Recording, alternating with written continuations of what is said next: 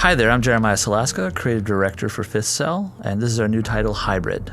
So Fifth Cell is actually known for Scribblenauts and other quirky titles like Drawn to Life, but now we've actually gone and done a third-person shooter for XBLA.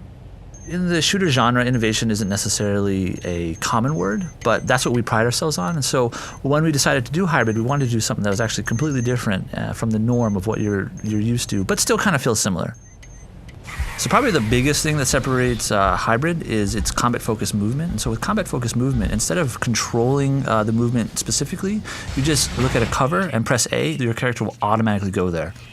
If you press B, they'll actually retreat. And you can actually, with the left stick, you can control on the path where they're going. So as they're flying to cover, they can move, kind of strafe and dodge within their flight. The game actually doesn't have any ground movement except for strafing within cover. We're losing. Get back in there. While you're moving, you can actually change directions mid-flight, so you're not just locked to that one cover. So it's very, very fluid, very, very intuitive, and very, very simple, but it makes the strategy very, very deep because of the fact that you can't just go anywhere. You have to be very purposeful in your movement.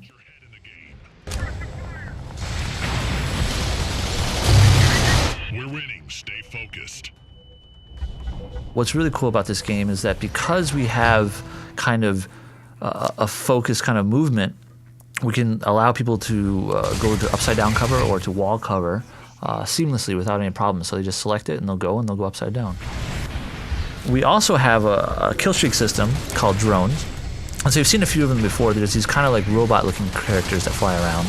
When you get one kill, you get a stalker and he's a little buddy that flies around with you and kind of shoots where you shoot. When you get 3 kills in a row, you get a Warbringer, and a Warbringer is this huge kind of heavy artillery kind of guy that will fly around and kind of cause havoc.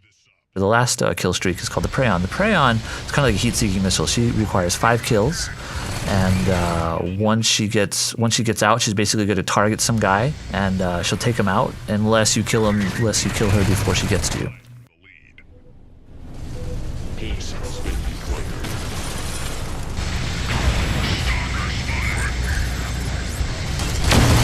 We don't have a class-based system. Instead, we have a system where you can pair on the fly as you die.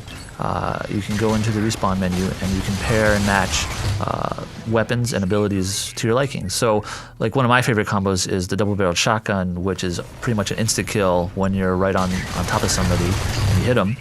But it only has obviously 2 bullets.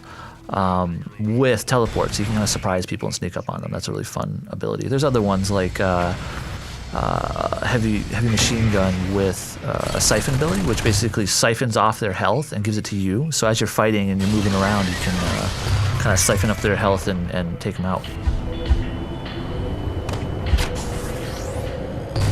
Time for the lead. So we actually have a persistent world war, so every single battle that you do matters. A lot of games where you just, you get in and you have personal achievement. We have that too, where you're ranking up, you're getting new abilities, you're getting new weapons over time when you unlock them per level. But there's also this huge persistent world war that's going on across every single continent. And there's 2 different factions, the Paladin and the Variant. And you actually choose on the onset from the very beginning of when you log in who you're going to be. And that's who you're going to be for the rest of the game. And so you're actually helping your faction do what they need to do by winning matches for them. And that'll actually not only help your faction, but it'll actually help you as well.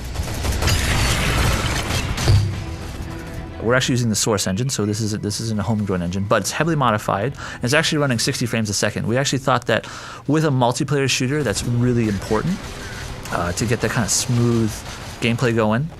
And so we spend a lot of time, optimizing and doing a lot on the Xbox to make sure that works.